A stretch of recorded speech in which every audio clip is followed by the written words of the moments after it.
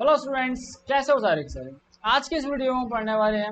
सबसे पहले हम बात करेंगे about compilation process, that is compilation process. Okay, अब कंपाइलेशन प्रोसेस क्या होती है सबसे पहले हमें ये समझना पड़ेगा। तो इसको हम समझते हैं, दैट इज अब कंपाइलर जो करता क्या है, कंपाइलर जो है वो हमारा सोर्स कोड को कन्वर्ट करता है किसके अंदर, that is low level code के अंदर। अब जब भी कोई कन्वर्जन होता है तो ऐसा तो नहीं है कि ये डायरेक्ट कन्वर्जन हो जाएगा। एक क्या है, डायरेक्ट कन्वर्जन हो सकता है, बट ऐसा यहाँ पर नहीं होगा। कन्वर्जन कैसे होता है, कन्वर्जन होता है हमारा that is step by step. कैसे कन्वर्जन होता है, कन्वर्जन हमारा स्टेप बाई स्टेप। अब वो कौन कौन से स्टेप होते हैं हमारे कंपाइलेशन प्रोसेस में, दीज आर, सबसे पहले होती है हमारी दैट इज प्री प्रोसेसिंग। क्या होती है, सबसे पहले होता है preprocessing, then we have compilation. अब कंपाइलेशन का जो फेज है इसमें हमारा दो प्रोसेस होते हैं। ठीक है, कंपाइलेशन में हमारी दो पार्ट में डिवाइड होती है। सबसे पहले हमारे पास होती है इट इज एनालिसिस। एनालिसिस को हम बोल सकते हैं, it is also called as front end phase. And then we have synthesis. Synthesis को हम बोलेंगे back end phase. Next step is that is assembly, and fourth step is linking. इस चार स्टेप में आपकी पूरी कंपाइलेशन जो है वो डन होता है। अब हम एक एक स्टेप को बहुत ही अच्छे से देखेंगे एंड मेक श्योर, ये चैप्टर थोड़ा थ्योरेटिकल मैंने आपको पहले ही बता दिया था, तो मेक श्योर कि आप अच्छी चीज़ों को समझते हुए चलें। और आप अगर समझेंगे तो आपको अच्छी चीज़ें समझ में भी आएंगी और आगे आपकी हेल्प भी होगी।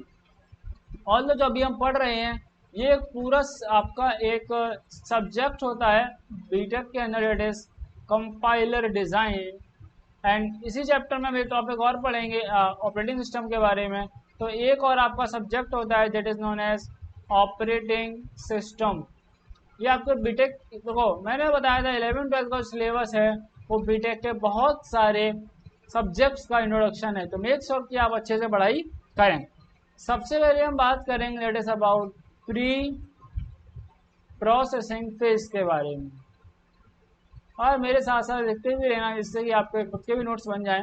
अगर तुम्हें हैंडरेटिंग नोट्स चाहिए हो तो आप डिस्क्रिप्शन में लिंक दिया हुआ है, वहां से चैप्टर हैंडरेटिंग नोट्स आप ले सकते हैं। अब देखो ये करता क्या है, प्री प्रोसेसिंग फेज का काम क्या है, that is it removes comments from the program. It removes comments from program. आपका जो प्रोग्राम है उसमें से क्या करेगा, कमेंट्स को रिमूव करेगा। एंड दूसरी चीज क्या करता है, and it imports the required module. अगर आपने अपने प्रोग्राम के अंदर कोई भी मॉड्यूल को इंपोर्ट करा हुआ है तो पहले फेज में, प्रोसेसिंग फेज में, आपका पहले जो कमेंट्स हैं कमेंट्स को रिमूव कर दिया जाता है और मॉड्यूल जो भी ज़रूरत होगा उसको हम इंपोर्ट करवा लेते हैं। ओके, एंड देन अब जब इस दोनों ये प्रोसेस होने के बाद में in the at the end of this phase we have pure source code. हमारे पास अब जो बचेगा वो सिर्फ सोर्स कोड होगा। ठीक है, सोर्स कोड के अलावा कुछ उसमें एडिशनल इन्फॉर्मेशन नहीं होगी। जो चीज़ रिक्वायर्ड है वो उसमें आ चुकी है। अगर फॉर एग्जांपल हमें अगर कोई मॉड्यूल इंपोर्ट कराना है तो हम इंपोर्ट करवा लेंगे। अभी आपको ये चीज़ समझ में नहीं आएगी भैया मॉड्यूल क्या होता है और इम्पोर्ट क्या होता है, ये आपको मैं आगे बताऊंगा। ओके, अब बात करते हैं हम अगले फेज के बारे में। थोड़ा इसको स्क्रॉल कर लेते हैं। Okay, we have phase number 2, that is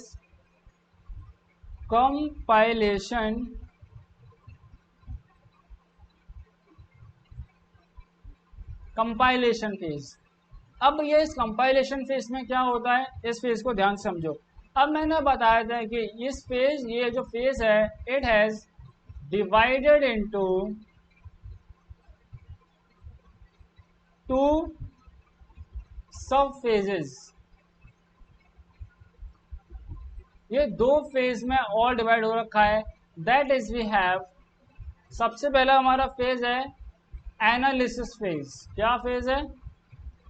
analysis phase. अब देखते हैं एनालिसिस फेज के अंदर क्या क्या हो रहा होता है। अब मैंने आपको बताया था कि हम एनालिसिस फेज को एक और नाम देते हैं, it is also called front end phase. इसको हम क्या और नाम देते हैं? इसको हम नाम देते हैं भैया, इसको हम फ्रंट एंड फेज भी कहते हैं। ओके, तो इस फेज में क्या होता है? इस फेज में जो हमारा कंपाइलर है, that is the compiler identifies all the individual units,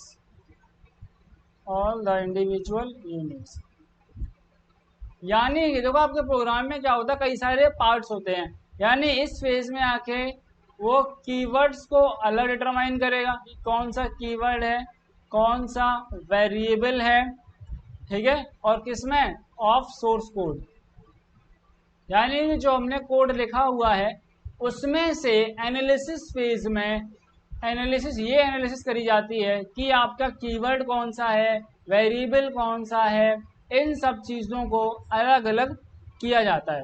अब फॉर एग्जांपल अगर कोई कीवर्ड है तो उसकी रिक्वायरमेंट क्या है, अगर कहीं लूप लगा है तो उसकी क्या रिक्वायरमेंट है, इन सभी चीज़ों को हम एनालिसिस फेज में देखते हैं। ओके, अब एनालिसिस करने के लिए देखो, एनालिसिस करने के लिए कंपाइलर क्या करता है? That is compiler makes a special table, compiler creates a special table called symbol table. Compiler ने स्पेशल टेबल बना ली है, दैट इज सिंबल टेबल। अब ये सिंबल टेबल क्या करती है? ये सिंबल टेबल जो है it helps to determine memory requirement, कितनी मेमोरी हमारी लिए ज़रूरत है इस प्रोग्राम को प्रॉपरली एग्जीक्यूट कराने के लिए। ये पता करने के लिए कंपाइलर क्या करता है? एक स्पेशल टेबल बनाता है जिसको हम कहते हैं सिंबल टेबल। ओके, अब देखो यार, ये चैप्टर वैसे बहुत बड़ा चैप्टर नहीं, थोड़ा छोटा चैप्टर है और थोड़ी थोड़ी चीज़ें हैं इसमें, तो थोड़ा बहुत थ्योरी तो है यार, तो उसको मैं कोशिश कर रहा हूँ कि मिनिमाइज करा दूँ आपको। Next we have that is synthesis phase. इस फेज को हम एक और नाम देते हैं, it is also called back end phase. इस फेज को हम क्या और बोलते हैं? इस फेज को हम बैक एंड फेज ही बोलते हैं। अब ऐसा क्यों कहा जाता है? तो देखो, because it analysis the syntax of source code. यहाँ पे क्या होता है? यहाँ पर आपका जो कोड है उसका सिंटैक्स चेक किया जाता है बाय जनरेटिंग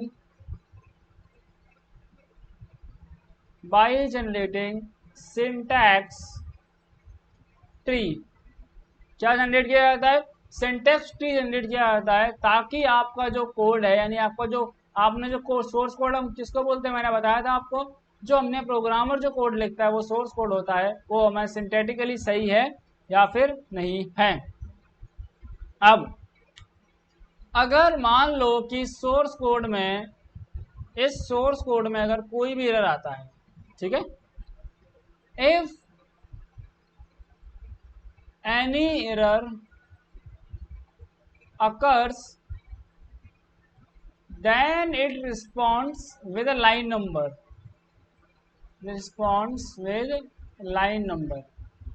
ये लाइन नंबर के साथ में आपको रिस्पॉन्ड करेगा कि किस लाइन में आपका जो एरर है वो आया हुआ है। Okay,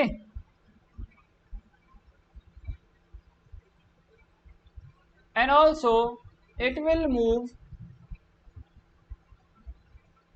to next phase only when the code is error free. जब आपका जो कोड है वो एरर फ्री हो जाएगा, ये तभी आपके अगले फेज में, अगले स्टेप में मूव करेगा. ओके, अब हम आएंगे हमारे अगले फेज में, that is called, that is the third step and that is our assembly phase. क्या बोलेंगे हम इसको? असेंबली फेज बोलेंगे. अब असेंबली फेज में क्या होगा, ध्यान से समझो. That is now it receives assembly label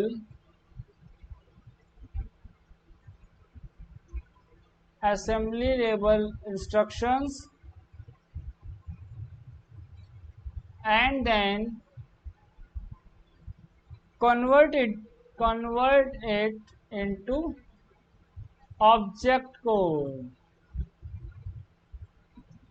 तो असेंबली लेवल इंस्ट्रक्शन को कन्वर्ट किया जाता है किसमें? ऑब्जेक्ट कोड में कन्वर्ट किया जाता है. ऑब्जेक्ट कोड का मतलब हो जाता है हमारा मशीन कोड. मशीन कोड का मतलब हो गया 0 and 1. ओके, या हम इससे ये भी कह सकते हैं कि क्या करता है, that is it convert assembly code to binary code. Okay, इसके बाद हमारा अगला फेज है that is linking phase. Number 4 was linking phase. अब देखो इस फेज में क्या होगा, इस फेज में कुछ ना कुछ जो है लिंक हो रहा होगा. सो इस फेज में क्या होगा कि ऑल द रिक्वायर्ड लाइब्रेरीज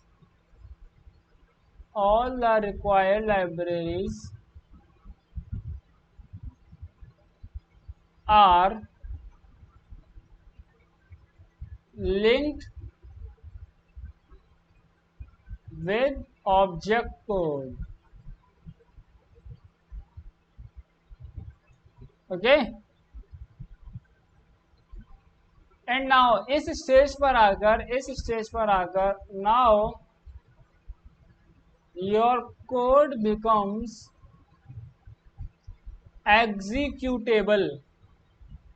यानी कि यहाँ पर .exe जो होता है वो हमारा इस फाइल में हमारा लिंकिंग स्टेज पर कन्वर्ट हो जाता है. इसीलिए आप जब भी देखोगे, आप जब भी C++ का कोड लिखोगे या आप किसी और प्रोग्रामिंग का कोड लिखोगे तो आपकी एक और फाइल कन्वर्ट बन जाती है अलग से, जो कि .exe फॉर्मेट में होती है.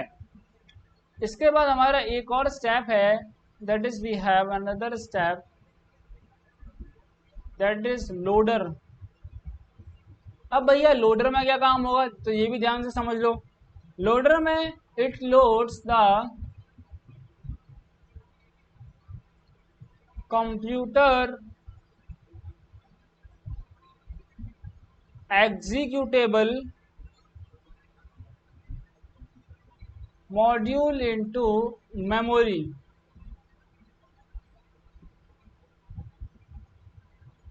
For execution. जो हमारे मॉड्यूल्स हैं, जो ज़रूरत में है, जो जिनकी हमें ज़रूरत है, वो मॉड्यूल्स को मेमोरी में लोड करेगा लोडर, ताकि हमारा प्रोग्राम जो है वो अच्छे से एग्जीक्यूट हो पाए. तो ये था बेटा हमारा compilation process. Next we will study that is we have the interpretation process. अब देखो इंटरप्रेटर क्या करता है, थोड़ा ध्यान से समझ लेना आप. दैट इज वी हैव, अब ये भी क्या है, ये भी एक ट्रांसलेशन सॉफ्टवेयर ही है. क्या है, ये भी एक ट्रांसलेशन सॉफ्टवेयर है. लाइक कंपाइलर, जैसे हमारे कंपाइलर है वैसे ही हमारे इंटरप्रेटर होते हैं. बस डिफरेंस ये है इसके अंदर, that is it convert code line by line. एक एक लाइन करके जो है आपका कन्वर्जन होता है मशीन कोड के अंदर। ओके, एंड देन पहले कन्वर्ट होगा, then convert code line by line, and then it add required libraries in it, required libraries in it, जो भी आपके मॉड्यूल्स हैं जो आपने इंपोर्ट करा रखे हैं उनको इसमें ऐड होगा। And then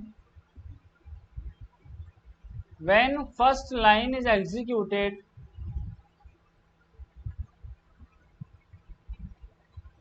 and the next line conversion takes place, क्या होगा कि जब एक लाइन आप देखो, सबसे पहले आपका फर्स्ट लाइन का मैंने क्या बताया, यहाँ पर कोड जो है वो लाइन बाई लाइन कन्वर्ट हो रहा है। So line by line convert होने के बाद जब पहली लाइन का कन्वर्जन, पहली लाइन प्रॉपरली एग्जीक्यूट हो जाएगी, उसके बाद आपकी अगली लाइन का कन्वर्जन होगा, फिर आपकी जो है नेक्स्ट लाइन कन्वर्ट होगी, फिर नेक्स्ट लाइन एग्जीक्यूट होगी, फिर थर्ड लाइन का कन्वर्जन होगा, फिर आपकी थर्ड लाइन जो है एग्जीक्यूट हो जाएगी। तो मेक श्योर कि आप इस वीडियो को लाइक करें, साथ में चैनल सब्सक्राइब नहीं करा सब्सक्राइब कर लें ताकि आप पे ऐसी लेक्चर्स पहुंचते रहें। और अगर आपको एनडीटी नोट्स चाहिए तो डिस्क्रिप्शन बॉक्स में लिंक्स दिए हुए हैं, वहां से आप नोट्स ले सकते हैं। और अपने फ्रेंड्स के साथ शेयर करना ना भूलें।